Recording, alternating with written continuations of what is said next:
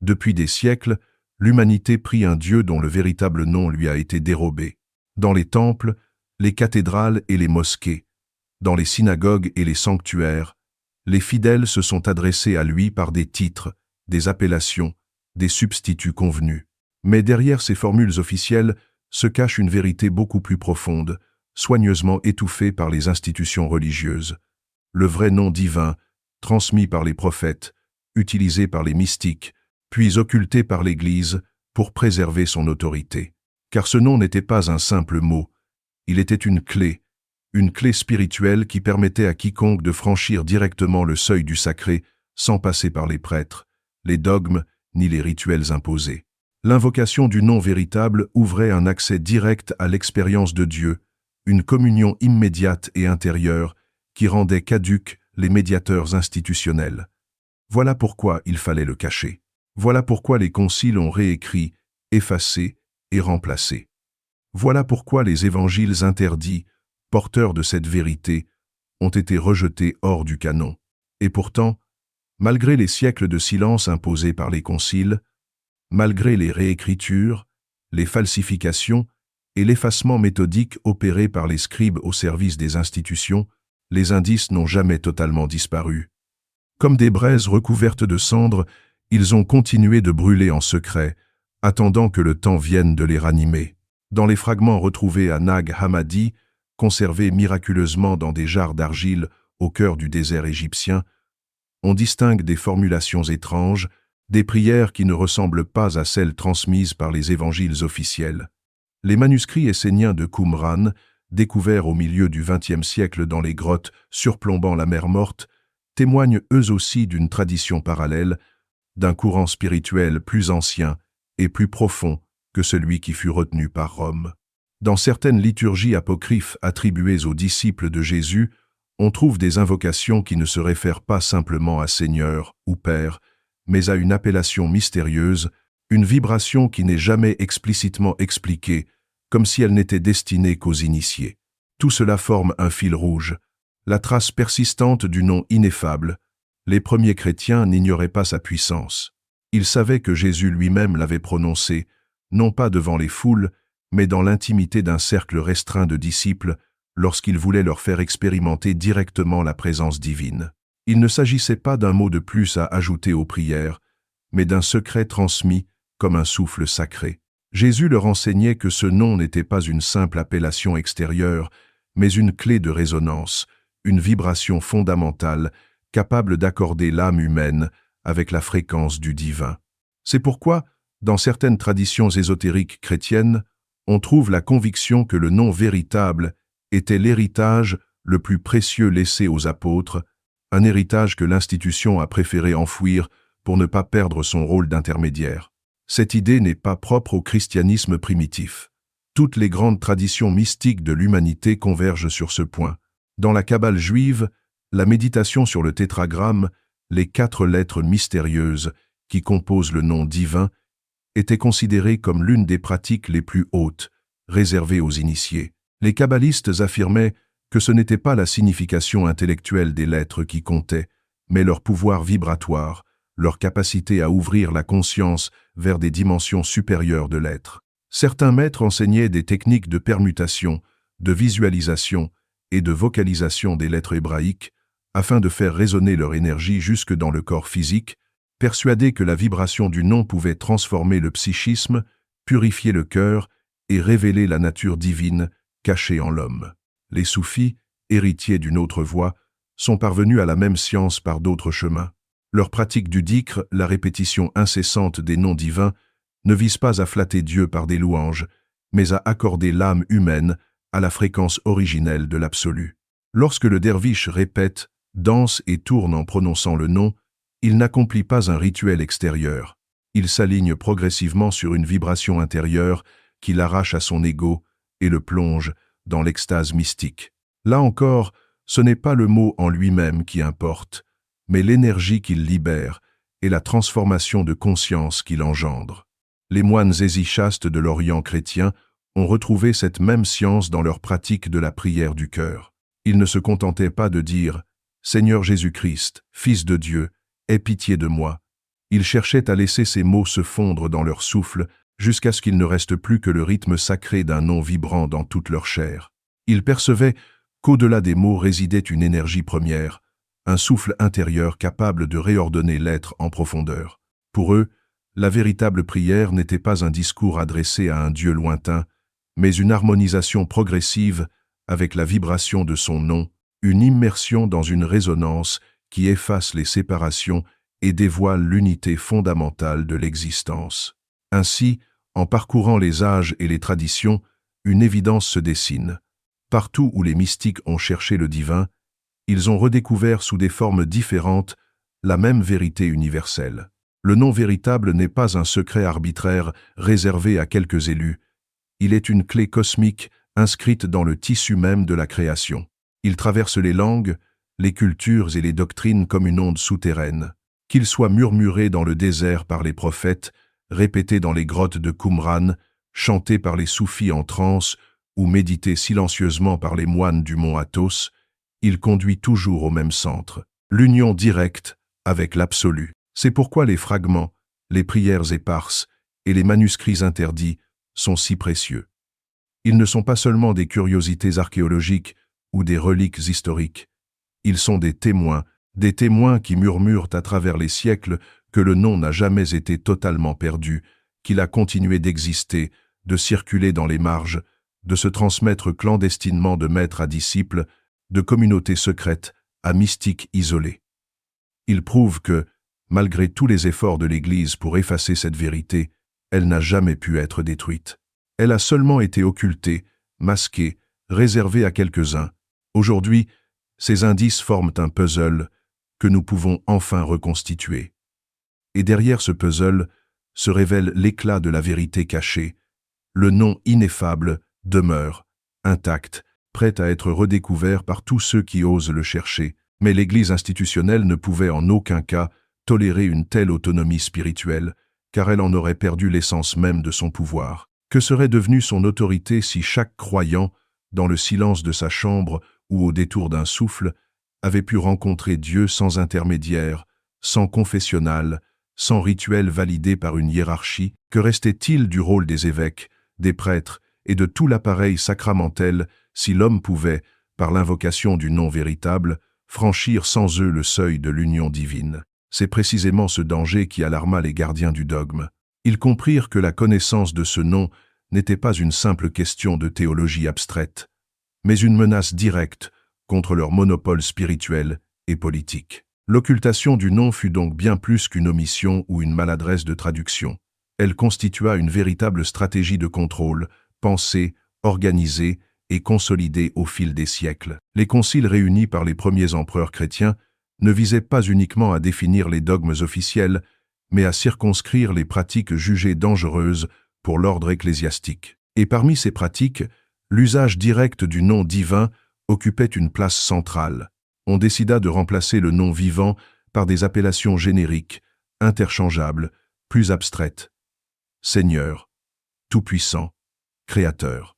On prétendit que cela suffisait, que Dieu n'avait pas besoin d'être nommé par autre chose que des titres honorifiques. Et peu à peu, les fidèles se mirent à croire que connaître le nom véritable n'était pas seulement inutile, mais aussi dangereux, hérétique, voire diabolique. Il faut comprendre l'impact colossal de cette dissimulation. Pendant près de 2 millénaires, des générations entières de croyants ont prié avec ferveur, mais dans l'ombre d'un mystère amputé de son cœur. Ils se sont adressés à un Dieu dont on leur avait caché l'identité profonde, dont on avait voilé le visage sonore. Et même si leur foi était sincère, quelque chose leur manquait. Cette intimité directe que le nom seul pouvait éveiller. À travers ce silence imposé, les autorités religieuses maintenaient une distance. Le divin demeurait lointain, inaccessible sans le concours de l'institution. Ainsi, l'homme de foi devenait dépendant des prêtres pour recevoir l'absolution, des sacrements pour être sanctifié, de la liturgie pour rencontrer le sacré. L'expérience immédiate était interdite, remplacée par un système codifié qui servait moins à conduire l'homme à Dieu qu'à maintenir l'homme sous tutelle. Mais aucun voile n'est éternel. Aujourd'hui, après des siècles d'obscurité, la vérité commence à refaire surface. non pas parce que l'Église l'aurait volontairement restitué, mais parce que l'histoire elle-même, en dévoilant ses archives enfouies, en exhumant des manuscrits oubliés, en permettant des recoupements entre traditions spirituelles longtemps séparées, rend à l'humanité ce qu'on lui avait confisqué. Les découvertes archéologiques du XXe siècle ont été un tournant majeur.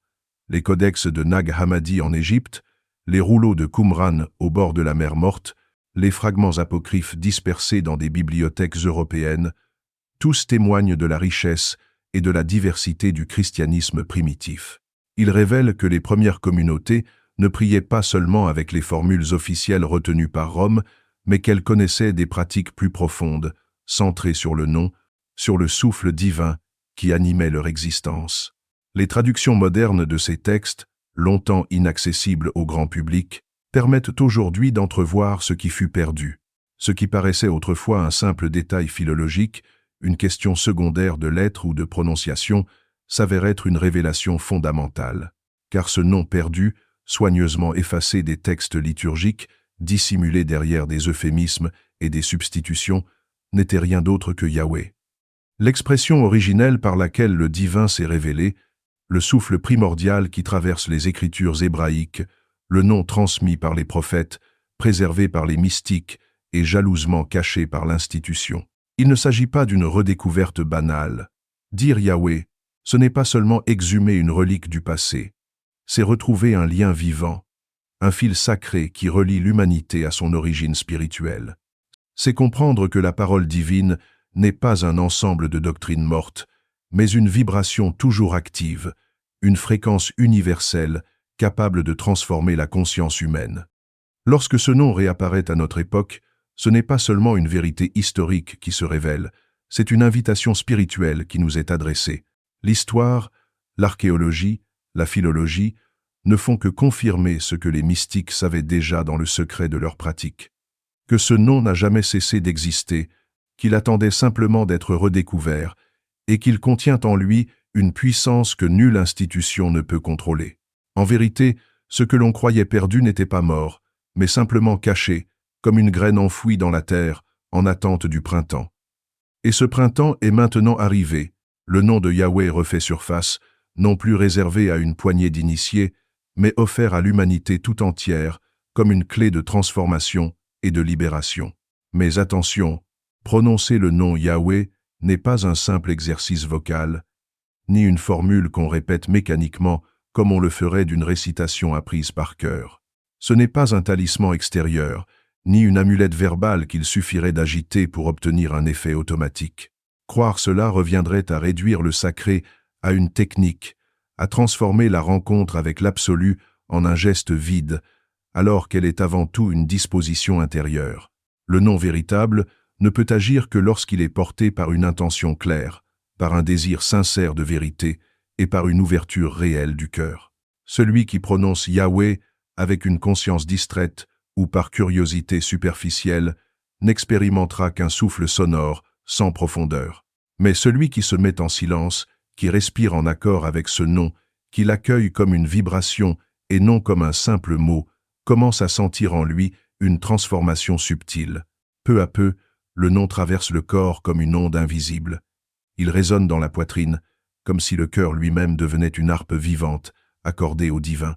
Il monte dans la gorge et dans le souffle, révélant que chaque respiration est en réalité une prière. Il se diffuse dans la conscience, élargissant la perception, effaçant les frontières artificielles entre le profane et le sacré. Les mystiques de toutes les traditions l'avaient pressenti intuitivement, mais aujourd'hui même les neurosciences commencent à le confirmer. Des études récentes sur la méditation vocale et la répétition de mantras ont montré que certaines sonorités induisent des états modifiés de conscience. Elles synchronisent les ondes cérébrales, harmonisent les fréquences neuronales et favorisent une cohérence profonde entre l'activité du cœur et celle du cerveau. Ce que les anciens appelaient illumination, transfiguration ou révélation, nous pouvons désormais l'approcher par le langage scientifique de la neuroplasticité spirituelle, la capacité du cerveau et du système nerveux à se remodeler au contact d'expériences vibratoires sacrées. Lorsque le nom Yahweh est prononcé avec un souffle attentif et une intention pure, il agit comme une clé qui ouvre des portes invisibles dans la psyché. Il relâche des tensions anciennes, libère des mémoires enfouies, dissout des peurs qui semblaient indéracinables. Il ne s'agit pas d'une magie extérieure, mais d'un réajustement intérieur qui se produit parce que l'être tout entier entre en résonance avec une fréquence primordiale. Dans cette résonance, le moi limité s'apaise et une conscience plus vaste prend place, comme si l'on se souvenait soudain de quelque chose que l'on avait toujours su mais oublié. Et pourtant, au-delà des explications scientifiques, philosophiques ou psychologiques, demeure une dimension incommunicable, irréductible à des concepts, car ce que le non suscite en celui qui l'accueille ne peut être transmis par des démonstrations, ni réduit à des équations cérébrales. Lorsque vous laissez Yahweh vibrer au plus intime de vous, vous découvrez une paix qui dépasse toute compréhension. C'est une paix qui ne dépend plus de la réussite, ni de l'échec, ni de la reconnaissance extérieure, ni des circonstances matérielles. Elle surgit comme une lumière intérieure, capable d'éclairer même les zones les plus sombres de votre existence, une clarté douce, mais inébranlable, qui traverse les blessures, les peurs et les doutes. À travers cette expérience, la présence divine cesse d'être une abstraction théologique ou un concept débattu dans des conciles. Elle devient une réalité immédiate, palpable, intime. Vous sentez qu'elle vous enveloppe à chaque instant, qu'elle accompagne vos gestes les plus simples, qu'elle respire dans votre souffle et qu'elle se tient silencieusement derrière vos pensées. Ce n'est plus un Dieu lointain que l'on prie à travers un temple ou une liturgie, mais une présence vivante qui habite chaque fragment de votre vie quotidienne. Et c'est précisément cela que les institutions ont voulu retirer aux hommes et aux femmes de foi, la liberté de rencontrer Dieu directement, sans passer par leurs rituels, sans dépendre de leur médiation, sans demander de permission à une hiérarchie. Car un être humain qui découvre par lui-même que la lumière du divin brûle déjà en lui n'a plus besoin d'autorités extérieures pour lui dicter comment croire. Il devient libre, et cette liberté effraie ceux qui veulent gouverner les consciences. Voilà pourquoi on a voulu vous convaincre que prononcer le nom était dangereux, hérétique, réservé à une élite. Mais la vérité est à l'opposé. Ce danger n'existe que pour ceux qui détiennent le pouvoir, pas pour ceux qui cherchent la vérité. Car le non n'enchaîne pas, il libère, il n'isole pas, il unit. Il ne détruit pas l'ordre du monde, il révèle la trame invisible qui le soutient. En vous laissant traverser par lui, vous ne devenez pas un dissident contre Dieu, mais un témoin de sa présence. Vous n'êtes plus un croyant soumis à un dogme, mais un être vivant en relation directe avec le mystère. Et cela, aucune autorité ne peut le contrôler, aucune institution ne peut l'acheter ni le confisquer. Comprenez bien, cette révélation n'appartient ni à une secte fermée, ni à une élite mystérieuse, ni à un mouvement ésotérique marginal dont l'existence serait réservée à quelques initiés privilégiés. Elle vous appartient de droit, car vous êtes héritier de cette tradition ancienne et universelle. Elle a traversé les siècles malgré les persécutions, malgré les interdictions, malgré les tentatives systématiques de la réduire au silence ou de la transformer en dogme vide. Elle a été conservée par des mystiques silencieux qui se retiraient dans l'ombre des monastères, par des kabbalistes exilés qui gardaient le feu sacré de la connaissance dans leurs méditations secrètes, par des soufis persécutés qui chantaient des noms divins dans des souterrains ou des déserts oubliés, par des moines dissidents qui risquaient leur vie pour préserver un souffle originel que l'Église officielle tentait de confisquer. Aujourd'hui, cette tradition revient à vous, car le temps est venu. Elle ne surgit pas par hasard, ni comme un simple vestige du passé, mais parce que l'humanité entière, malgré ses erreurs, ses doutes et ses souffrances, est désormais prête à recevoir une liberté spirituelle que l'on croyait perdue, prête à accueillir une connaissance qui n'écrase pas mais élève, qui ne contraint pas mais libère, qui ne divise pas mais unit. Il ne s'agit plus de suivre des prescriptions extérieures, mais de reconnaître en soi-même le souffle vivant de ce nom, de sentir sa vibration intime dans chaque cellule, dans chaque respiration, dans chaque geste de la vie quotidienne. Alors la question est simple mais fondamentale. Que ferez-vous de cette connaissance retrouvée? Resterez-vous dans le confort trompeur d'une religiosité superficielle, répétant des formules que l'on vous a transmises sans en comprendre la source, sans en percevoir la puissance vibratoire, ou oserez-vous franchir le seuil de l'intimité authentique avec le divin cette intimité que seuls les audacieux et les sincères peuvent atteindre? Oserez-vous prononcer le nom véritable, non pas comme un mot que l'on répète mécaniquement, mais comme une voix, comme une ouverture vers une dimension où chaque être est en relation directe avec la source de toute existence?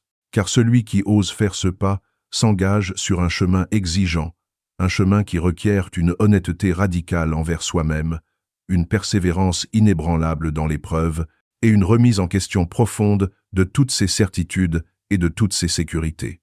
Mais ce chemin, malgré ses exigences, est également profondément libérateur, car il conduit à une paix qui ne dépend d'aucun pouvoir humain, à une joie qui ne peut être altérée par les circonstances extérieures, à une clarté intérieure que rien ni personne ne peut éteindre. L'Église, dans son souci de contrôler les consciences et de maintenir son autorité, a caché ce nom afin d'éviter la naissance de mystiques réellement libres, capables de se passer des intermédiaires et d'entrer en contact direct avec le divin.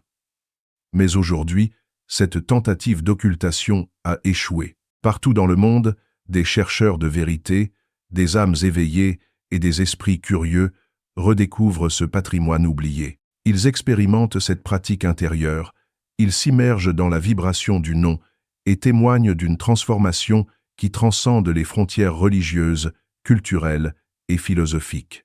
Ils découvrent qu'il existe une fraternité invisible qui ne repose pas sur des dogmes, sur des rites ou sur des institutions, mais sur une expérience partagée, sur la résonance d'un nom qui traverse le temps et l'espace, et qui unit ceux qui l'accueillent avec sincérité. Cette fraternité silencieuse, tissée par la vibration du nom véritable, représente une révolution spirituelle dont personne ne parle ouvertement, car elle échappe à tout contrôle. Elle ne convertit personne, ne dicte rien, mais elle transforme ceux qui la pratiquent profondément, en éveillant une conscience où l'amour, la compassion et la lumière intérieure deviennent des réalités tangibles, car celui qui connaît le nom véritable ne peut plus haïr, il ne peut plus juger avec superficialité, il voit en chaque être humain une parcelle de la même présence, un reflet de cette lumière qu'il habite lui-même. Il devient le témoin vivant d'une vérité que nul pouvoir terrestre ne peut abolir, d'une présence qui transcende toutes les divisions, d'une sagesse qui ne peut être confinée dans des textes ou des institutions. Vous êtes maintenant porteur de cette révélation, non pas comme un privilège, mais comme une responsabilité. Car connaître implique vivre, et vivre implique incarner ce savoir dans chaque acte, dans chaque pensée, dans chaque parole.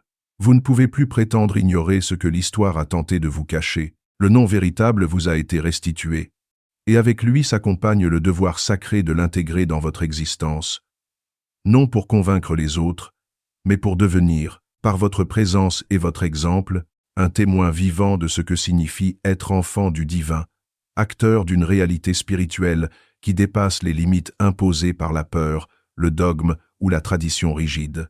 Voilà la véritable révolution spirituelle de notre temps, une révolution qui ne s'affiche pas dans les journaux, qui ne se proclame pas dans les tribunes des institutions, qui ne dépend ni de leaders charismatiques, ni de mouvements organisés, mais qui se déploie silencieusement dans le cœur de ceux qui osent accueillir la vérité. C'est une révolution intérieure, profonde, invisible aux yeux du monde, mais dont les répercussions se font sentir dans chaque sourire, chaque geste de compassion, chaque acte d'amour désintéressé qui éclaire l'obscurité environnante. Elle ne convertit personne par la force, elle n'impose aucune doctrine, elle ne cherche ni reconnaissance ni gloire, mais elle transforme le regard et le vécu de ceux qui s'y ouvrent. Car celui qui connaît le nom véritable ne peut plus haïr. Car la haine, qui naît de l'ignorance et de la peur, se dissout lorsque l'âme entre en contact avec l'intimité du divin. Il voit en chaque être humain non plus un simple semblable soumis aux mêmes lois sociales, mais une parcelle vivante de la même présence universelle, un reflet du même souffle créateur, un écho du nom ineffable, dont la vibration traverse l'invisible pour toucher chaque existence. Cette connaissance n'est pas un savoir à accumuler dans des bibliothèques ou des bases de données, elle n'est pas un objet de spéculation intellectuelle, mais une expérience existentielle qui transforme chaque instant. Elle réoriente la manière de marcher dans le monde, d'écouter, de parler, de regarder, de percevoir. Elle initie une sensibilité nouvelle à la beauté, à la justice, à la tendresse et à la responsabilité. Chaque action devient une prière silencieuse, chaque pensée un vecteur de lumière, chaque respiration un témoignage de la présence divine qui circule à travers vous. Devenir porteur de cette révélation signifie accepter que votre vie entière soit un instrument de cette vibration, que chaque relation, chaque choix, chaque engagement soit un reflet de cette lumière intérieure que rien ni personne ne peut éteindre. Vous êtes désormais dépositaire de ce savoir, et il vous engage. Connaître implique vivre pleinement ce que l'on sait, et vivre implique incarner ce que l'on connaît. Vous ne pouvez plus prétendre ignorer, vous ne pouvez plus vous contenter d'ombre ou de surface. Le non véritable vous a été restitué, et, avec lui, s'installe une responsabilité inévitable et exaltante, celle de le porter dans votre existence, silencieusement, mais intensément, de manière à ce que votre présence elle-même devienne un témoignage de cette vérité intemporelle. Il ne s'agit pas de convaincre, de prosélytiser ou d'enseigner à d'autres par la parole seule, mais de montrer par l'exemple ce que signifie vivre en union avec le divin, d'indiquer, par votre seule manière d'être, la possibilité d'une rencontre intime et directe avec la source de toute vie. Cette révélation a effrayé les autorités à travers les siècles, non parce qu'elle détournait les croyants de Dieu, mais parce qu'elle les y rapprochait d'une manière que le contrôle humain ne pouvait plus contenir. Elle ouvrait une autonomie spirituelle inédite. Elle libérait l'âme du carcan hiérarchique. Elle permettait aux mystiques de marcher seuls et de converser directement avec la présence suprême. Aujourd'hui, ce secret n'est plus confiné à une minorité de lettrés ou de mystiques cachés. Il est accessible, il est vôtre, il est notre héritage commun, il est la clé d'une spiritualité vivante, libre, profondément incarnée, capable de réconcilier l'intime et l'universel, le terrestre et le céleste, le quotidien et l'éternité. Que Yahweh, le nom retrouvé, vous guide sur ce chemin de vérité et d'union, qu'il vous permette de marcher avec courage dans l'intimité de votre propre divinité, de percevoir le monde avec les yeux de l'amour véritable, de toucher chaque existence avec la conscience que tout est interconnecté, que tout vibre au même rythme, que tout résonne avec la même lumière. Que votre vie devienne le lieu de cette rencontre, le terrain de cette expérimentation, le témoignage silencieux mais irréfutable de ce que signifie connaître le nom et le laisser agir à travers vous, jusqu'à ce que votre existence tout entière devienne une offrande vivante à la présence infinie qui dépasse le temps, les dogmes et les frontières, une offrande qui transforme non seulement votre cœur, mais le monde qui vous entoure.